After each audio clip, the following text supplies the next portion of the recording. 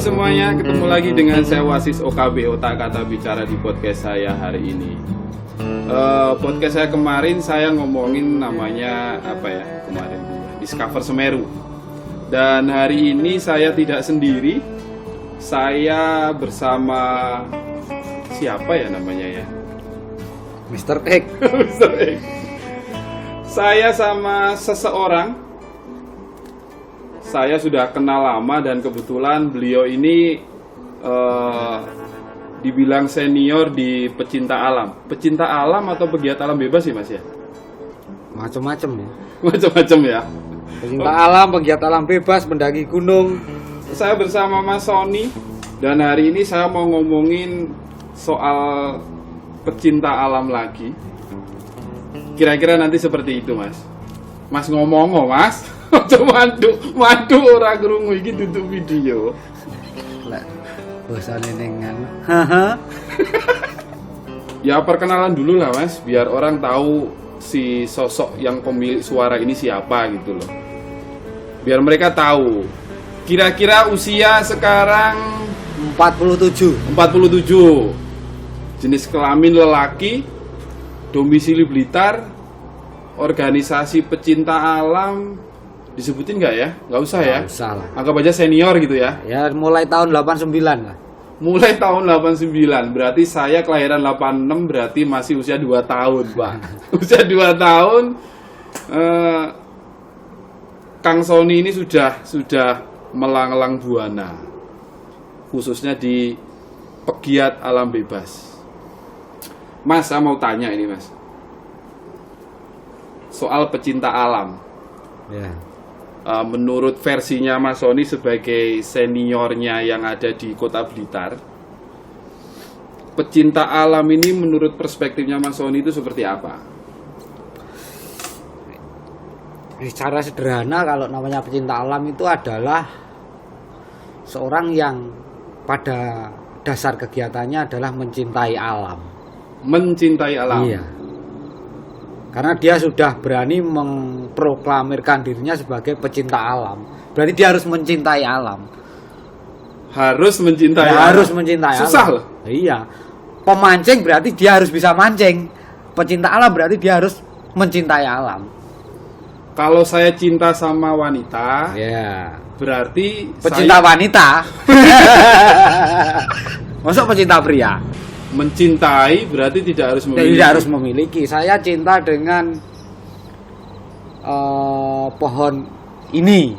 Tidak harus pohon ini saya bawa pulang, tapi saya rawat, saya iya. perhatikan, Eh, saya jaga kelestariannya yang kaitannya dengan pecinta alam.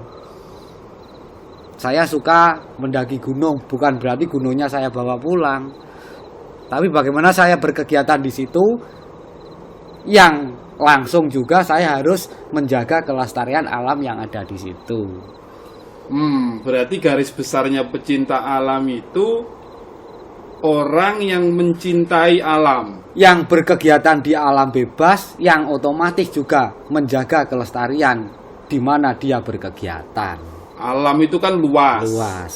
Berarti bisa jadi orang nyapu pecinta alam. Karena menjaga kebersihan lingkungan. Kategorinya pecinta alam. Iya. Petani dia mencintai alam karena dia nafkahnya juga dari apa yang dia kerjakan untuk mencintai sawahnya, memberi pupuk, merawat tanamannya. Betul. Masa orang petani harus merusak sawahnya sendiri? Nggak mungkin. Masuk akal. Masa pecinta alam harus merusak alamnya sendiri? Juga tidak mungkin. Bukan pecinta alam berarti. Bukan pencinta alam. Dulu saya lulus SMA itu 2005. 2005 berarti berapa tahun yang lalu ya kalau sekarang ini Mas ya? 15 tahun. 15 tahun yang lalu. Dulu kalau saya itu mau naik gunung di usia muda saya, orang biasa itu nggak terlalu berani untuk naik gunung. Karena menurut orang waktu itu awam. Jadi naik gunung itu berbahaya, butuh bekal, butuh apa lagi ya? Semacam pengetahuan. Jadi ketika orang dulu naik gunung, itu biasanya dia ikut organisasi dulu. Nah, saya ini organisasi, kebetulan organisasi yang pernah didirikan Mas Sony di SMA. Nah, hari ini sudah berbeda. Jadi orang hari ini tuh naik gunung itu kayak semacam destinasi. Kan sudah ada porter. Ada temen yang pernah ke sana, kita tinggal ngikut. Sekarang. Terus kalau pingsan, bagaimana caranya mengatasi? Kalau hipotermia, bagaimana cara ngatasi? Kalau terkilir, bagaimana cara ngatasi? Nggak bisa pulang, ngerepotin orang banyak, dicari tim SAR. Kan jadinya cari penyakit, bukan menikmati alam. Walaupun tidak harus ikut organisasi, tapi kan bisa belajar, latihan fisik dulu, tambah pengetahuan dulu. Di gunung itu kadar oksigennya seperti apa, sama enggak dengan di bawah, suhunya bagaimana, kemungkinan kecelakaan, kemungkinan sakit itu kalau dibandingkan dengan di kota bagaimana. Makan itu harus yang mengandung gizi bagaimana. Ribet ya? Oh, berarti harus belajar dulu. Ribet loh. Berlatih dulu. Nggak cari penyakit. Berarti ribet juga kalau harus kalau ribet. Orang seperti pengen naik gunung ribet. Harus ribet. Kalau dulu loh Mas, dulu. Jadi ketika saya ikut diklat pecinta alam. Pendidikan dan latihan. Pendidikan dan latihan. Ya. Itu beberapa sesi. Yang paling banyak itu materi kelas. Bahkan saya ngerasa itu materi kelas itu waktu itu yang saya rasakan itu apa ya? Koyo ora penting gitu. Rasanya Jenuh. Rasanya koyo ora penting. Nah, ketika masuk praktek ternyata materi itu penting. Iya. Dan hari ini itu untuk dapat apa ya, semacam informasi seperti itu rasa-rasanya tidak perlu ikut kelas gitu loh. Banyak cara lain dia untuk akses pengetahuan seperti itu. Cara itu apa cukup gitu? Cara dia mungkin dia buka YouTube dan lain sebagainya. Apa cukup dia dapat materi seperti itu dari YouTube seperti itu? Enggak cukup. Harus bisa masak. Harus bisa buat api unggun. Mendirikan tenda. Tidak hanya mendirikan tenda, tidak hanya masak atau bikin api unggun, tapi fungsinya gunanya apa? Menjaga suhu tubuh. Kemudian nanti tahapan untuk naik gunung berarti harus adaptasi tentang kadar oksigen. Kalau cuman dari lihat di buku, di media dan sebagainya tanpa ada latihan atau praktek secara langsung walaupun hanya dasar, nanti sampai di kondisi sebenarnya malah mentalnya hancur, cara berpikirnya tidak bisa jernih. Berarti kalau kita ngomong pecinta alam itu terlalu tinggi mungkin ya? Terlalu tinggi. Yang paling sederhana mungkin mendaki gunung lah, mendaki gunung. Loh, tapi sekarang itu lucu. Sekarang itu lucu. Anak-anak apa kalau saya ngomong? Kalau anak muda ya nggak juga sih, banyak juga yang orang-orang tua yang mulai gandrung dengan namanya Pecinta alam. pecinta alam atau mendaki gunung, saya nggak tahu sih. Saya nggak tahu. Jadi sering keluar statement itu seperti ini. Awakmu lek pengen dadi pecinta alam, ya kudu munggah gunung. Lo ada seperti itu. Itu semakin hari semakin statement itu semakin bergulir.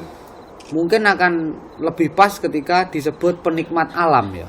Ah, Bukan pecinta alam, penikmat alam. maksudnya Kalau penikmat alam itu dia punya keinginan pergi ke alam, salah satu contohnya ke gunung. Setelah sampai di sana, dia seneng pulang, seneng bangga cerita ke orang lain. Tapi ketika dia ngomong pecinta alam, apakah sampahnya sudah dibawa turun? Apakah dia tidak merusak pohon-pohon atau bunga-bunga di atas? Apakah api, bekas dia api unggun sudah dipadamkan? Kalau pecinta alam kan dia punya beban sebagai seorang pecinta alam yang menjaga kelestarian alam. Yang benar-benar mencintai alam. Iya. Berarti yang tepat itu sebenarnya Penikmat alam. penikmat alam. Iya. Kalau apa itu tadi penjelajah alam bebas apa tadi ya? Penggiat alam. Penggiat bebas. alam bebas itu seperti apa? Mas? Lebih luas juga. Karena tidak harus di gunung, bisa di gua, di pantai, di sungai, di hutan. Karena dia penggiat alam bebas, dia berkegiatan tapi langsung ke alam bebas. Bisa panjat tebing, susur sungai, susur pantai, arung jeram.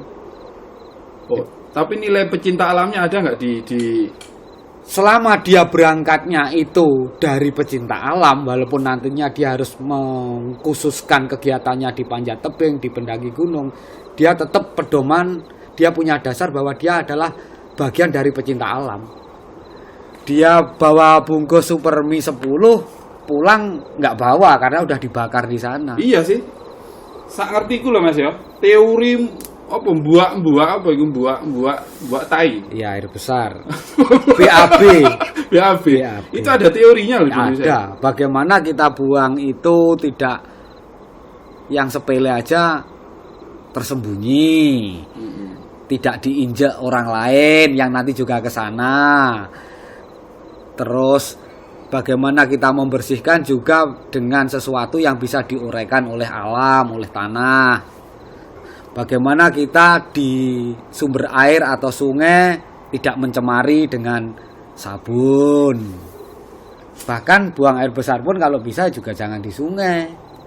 Walaupun nanti bisa terurai, tapi apakah kita bisa punya hati ketika orang di bawah orang desa sana air minumnya juga dari sungai atau mandinya, walaupun mungkin sampai di bawah juga tidak berbentuk, tapi kan perasaan kita gimana? Orang desa mandi dengan bekas buang air besar kita. Terus berarti kalau ngomong pegiat alam bebas naik gunung gitu Mas? Iya. Sebagai anak yang suka naik gunung, bekalnya apa? Maksudnya bekal secara keilmuannya apa? Karena sekarang itu banyak, itu anak-anak muda itu atau siapapun lah yang naik gunung itu rasanya itu bekal secara materi nggak punya. Pokoknya budal loh. Pokoknya aku iso nakluk nih gunung kuwi. Oh perkara kancaku nangis loro ya urusane. Sing penting aku budal Sampai puncak. sampai puncak. Berarti termasuk kategorinya beda lagi ini. Penakluk alam. Penakluk alam. Karena dia obsesinya harus sampai puncak. Padahal ada beberapa hal di mana ketika kita mengadakan sebuah pendakian itu yang justru bisa terpenting untuk bekal di diri kita sendiri adalah proses ketika kita naik. Proses perjalanan ketika kita naik. Bagaimana kita harus bisa mengendalikan diri kita sesuai kemampuan kita. Kita harus bisa saling bekerja sama dengan tim. Kita bisa mandiri, kita bisa tetap percaya diri walaupun ada beberapa halangan, rintangan, suhu dingin, ada mungkin tempat yang ekstrem di sisi jurang. Bagaimana kita mungkin pada saat itu gunung ada beberapa tempat yang lagi terbakar. Jadi proses itu adalah penempaan untuk diri kita. Jadi naik gunung atau kegiatan di alam bebas itu bukan pada bagaimana kita sampai pada puncak, tapi prosesnya itu pada saat perjalanan naik dan turun itu yang bisa menjadikan kita bekal dalam berwawasan, berkarakter, bersosialisasi dengan masyarakat. Oh berarti ada nilai moral. Iya, banyak hal, banyak pelajaran yang kita bisa petik dari kegiatan itu. Contohnya yaitu bagaimana kita dalam satu tim bisa bekerja sama, kita bisa saling memahami karakter masing-masing personal. Oh, ini gampang ngamuan ketika dia lelah. Oh, ini males, dia tidak peduli dengan tim yang lain ketika dia sudah kedinginan. Karena beda ketika kita di alam bebas itu dengan kondisi suhu yang rendah, itu biasanya kita berpikir sulit. Ketika suhu itu tinggi, siang hari panas, kita gampang emosi. Nah, di situ berarti harus ada bagaimana kita mengendalikan emosi kita, mental kita. Makanya ada salah satu cara untuk membuat atau mempersiapkan seorang penggiat alam bebas maupun pendaki gunung maupun pecinta alam itu melalui pendidikan dan latihan. Karena kalau cuman baca-baca kemudian dia naik sampai atas, tidak seperti yang dibayangkan. Anggap saja ketika mendaki sebuah gunung yang sampai -2 derajat. Pemudar gue, lek orang ngerti apa-apa. Iya.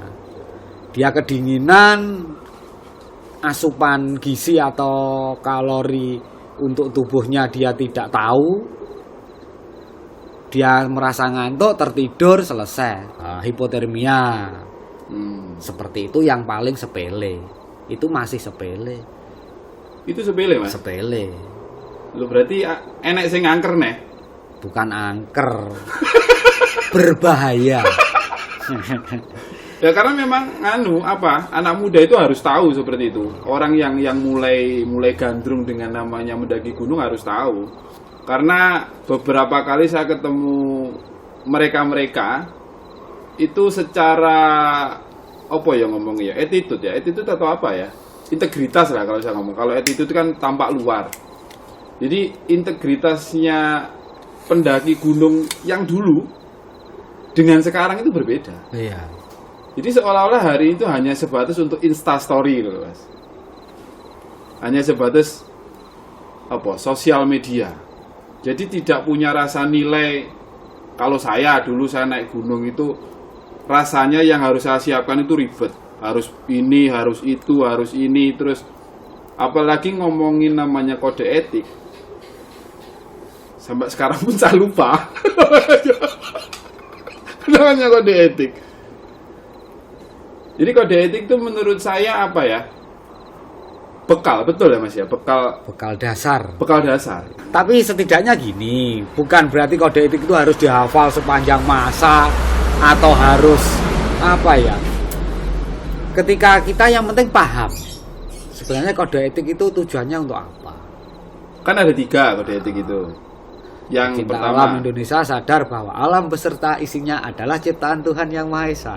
yes. Bentar, situ dulu Mas. Itu berarti apa arti ini? Apa arti ini? Lek diterjemahke nggih bahasa sing enak iki apa ya? Ya setidaknya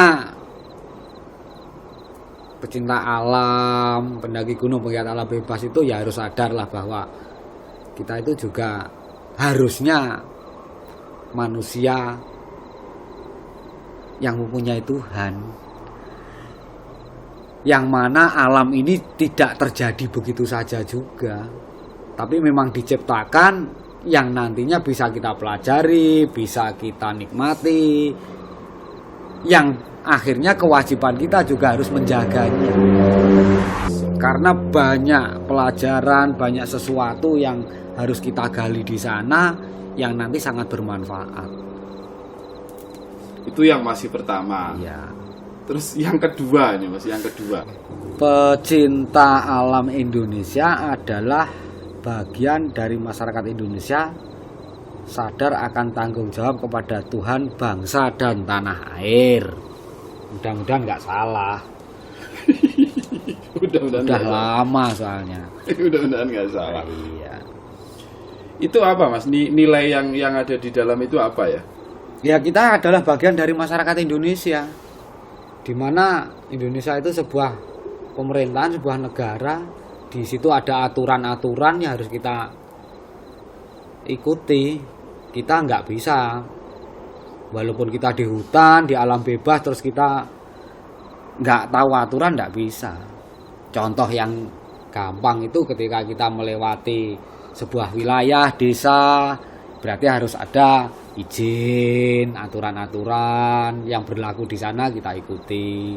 Di sana ada pos petugas, ya berarti kita harus melalui aturan-aturan di situ, syarat-syaratnya bagaimana.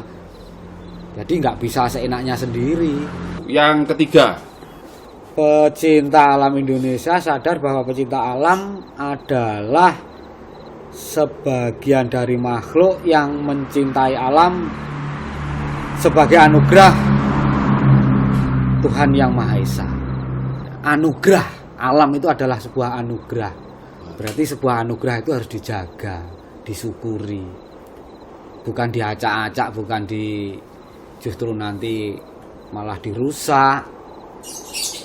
Karena anugerah itu sesuatu yang sangat berguna, bermanfaat. Banyak hal positif di sana sebagai bekal hidup dan sebagainya.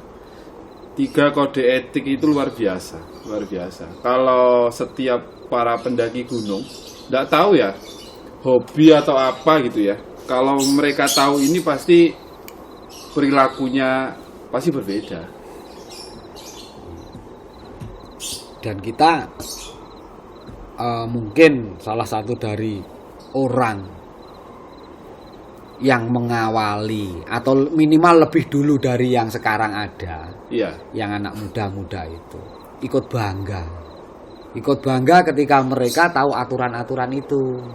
Karena kita menganggap ketika ada generasi muda yang akhirnya juga peduli dengan alam, dia berkegiatan di alam bebas dengan tujuan positif, itu kan sudah sama dengan keluarga juga. Sudah bisa kita anggap itu adalah saudara, adik. Selama dia paham dengan aturan, selama dia punya tujuan yang bagus. Tapi kalau ternyata dia malah melenceng dari apa yang kita istilahnya awali, walaupun kita tidak ngawali ya, setidaknya kita pernah melakukan, nanti kita malah kecewa. Karena hal yang paling jelas malah ngerepoti nanti. Malah ngerepoti. Iya. Karena di gunung itu sesuatu yang tidak terduga itu sering terjadi. Sering terjadi. Tiba-tiba kesasar. Bisa nggak sih terjadi seperti itu? Kan bisa. Walaupun dia satu grup loh. Iya. Karena kan banyak di berita-berita itu orang kesasar. Tersesat. Iya. Dia salah ngambil jalur dan lain sebagainya. Karena keteledoran dari personalnya sebenarnya. Kita di alam, kita di gunung, kita di tebing, kita di sungai, kita di laut, itu sudah beda-beda bagaimana kita beradaptasi, bagaimana kita beraktivitas, bagaimana apa yang harus kita pelajari itu beda semua.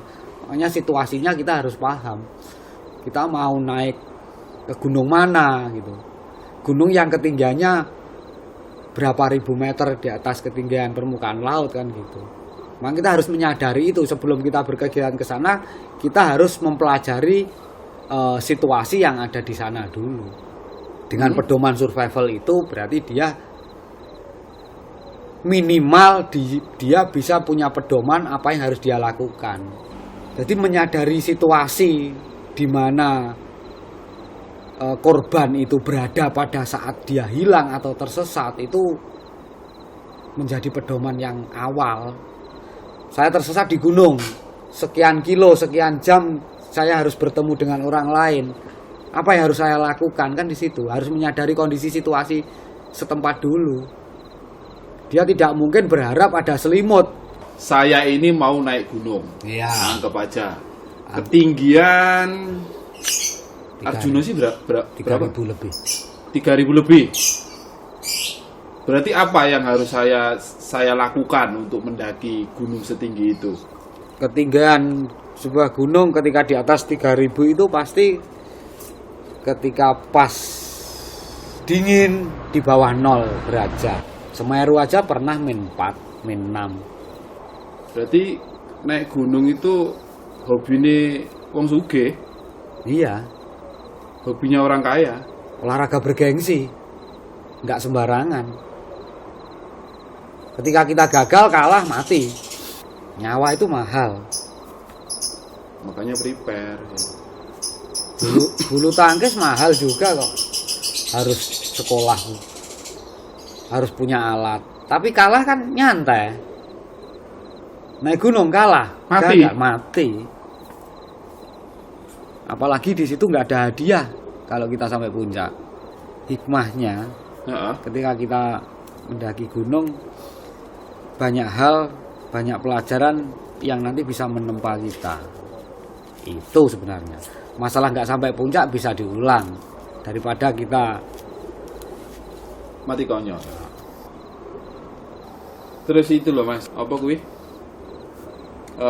Jangan ambil sesuatu kecuali gambar. Jangan membunuh sesuatu kecuali waktu. Jangan meninggalkan sesuatu kecuali jejak tapak kaki.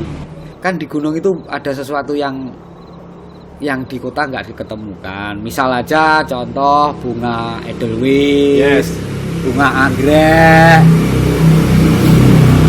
Kalau itu kita ambil, kita pengen sebuah kenangan ya kita foto. Jangan kita petik. Karena sekali kita petik itu kan kita satu orang, teman kita, ya kalau ribuan pendaki yang lain.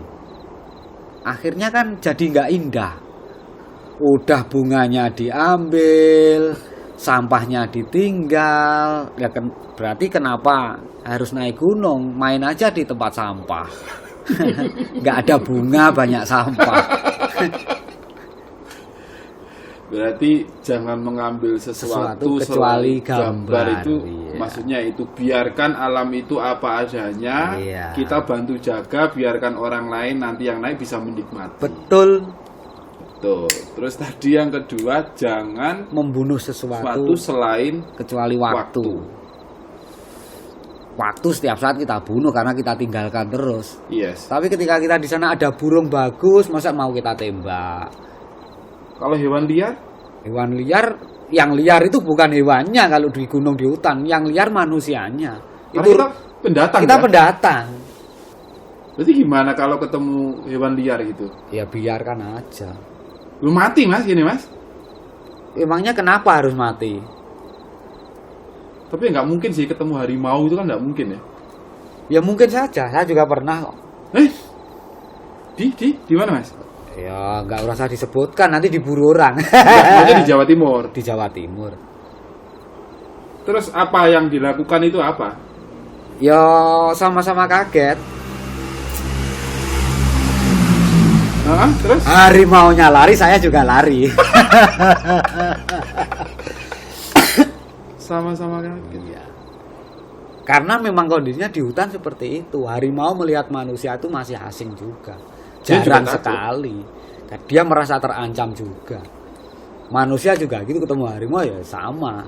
Ketika jangan meninggalkan sesuatu kecuali jejak tapak kaki. Kalau bisa, kalau kita misalkan bawa bungkus mie instan 10 bungkus, ya kita pulang kalau bisa lebih, karena pasti ada orang lain yang sempat meninggalkan. Ya kita ambil, kita masukkan, bawa turun. Kalau kita mau jujur ya, sebenarnya siapa tuh yang mengotori alam? Manusia.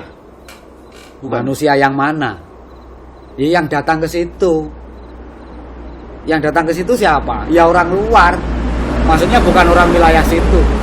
Kalau orang kampung situ cari rumput, cari bambu muda, cari rotan, dia pakai daun biasanya bungkus makanan. Dia tahu kearifan lokal, dia tahu harus menjaga di sana. Tidak mungkin orang desa setempat mencari kayu bakar kering, mencari bambu muda, terus dia bawanya bekal kaleng sarden, kornet, itu tidak mungkin lah. Tisu magic. nggak mungkin. Nggak mungkin. Siapa ya? Wah, teman-teman saya itulah. Ya mungkin saya juga yang membuat kotor itu ya termasuk saya ini mungkin. Padahal saya kemarin itu 2 minggu yang lalu itu pengennya ya reuni dengan alam lah. Saya cari jalur yang belum yang saya tahu belum terjamah pendatang, pendaki, penggiat alam bebas lain. Belum itu. Masih alami. Karena saya 2-3 kali udah pernah ke sana, terus mau ke sana lagi. Begitu saya nyampe di yang biasa saya buat ngecamp itu, ternyata ada pohon yang sudah dipaku sama itu, ada plat besi lempeng dipaku di pohon, di situ ditulisi pos 1. Nah, berarti dan itu masih baru, bau cat Mas ya. Itu masih beberapa hari sebelum saya yang terakhir itu naik ke situ. Niatnya bagus. agar nanti ketika ada penggiat lain naik, dia tidak tersesat, dia tidak salah arah, karena di situ ada tulisan pos 1, kemudian puncak arahnya ke sana gitu. Masalahnya kenapa harus dipaku di pohon? Oh iya, masalah. Pohon itu udah berapa ratus tahun di situ. Kemudian dia kena paku, kena karat, nanti kerembes air hujan, apakah nanti akhirnya juga sedikit demi sedikit tidak lapuk. Walaupun kemungkinannya kecil untuk pohon itu menjadi rusak, tapi secara hati kita yang katanya pecinta alam tadi, mencintai makoni wit itu kan harusnya cari atau bawa sendiri tiang untuk tempat tanda itu. Stand kayak dewi lah gitu. Kalau merasa ribet ya mending nggak usah naik, nggak usah buat tanda gitu aja. Karena kalau secara mungkin bahasa kasar saya, justru dengan adanya tanda jalan itu membuat penggiat alam bebas jadi bodoh. Dia udah ngandalkan ada tandanya. GPS offline. Dia udah nggak mau belajar lagi yang namanya orientasi medan, navigasi. Kesimpulannya apa gitu kan? Bagi kita ini yang ingin menikmati atau menaklukkan gunung. Apapun alasannya, ketika kita mau melakukan sesuatu hal, kita harus mengetahui dulu apa yang harus kita lakukan itu nantinya seperti apa. Kalau kita sudah tahu, berarti kita harus belajar. Tahu itu kan berarti ada dampak positif negatif. Ada hal yang kita inginkan terwujud, ada yang tidak kita inginkan terjadi. Ya. Berarti kita harus mempelajari secara keilmuan apa yang harus kita bisa, apa yang harus kita siapkan, sehingga ketika kita nanti melakukan kegiatan diminimalisir untuk terjadi sesuatu yang tidak kita inginkan. Mungkin ini dulu teman-teman ya, kita ngomongin soal gunung. Ini masih dasar ya bisa Mas ya? Dasar nanti ya? Berlanjut ke tambahan-tambahan pengetahuan berdasarkan pengalaman, berlanjut lagi ke hal-hal yang terjadi di atas sana, yang tidak semua orang tahu. Ya soal mistis atau tidak kan tergantung episode selanjutnya. Oke, sekian dulu dari saya. Terima kasih.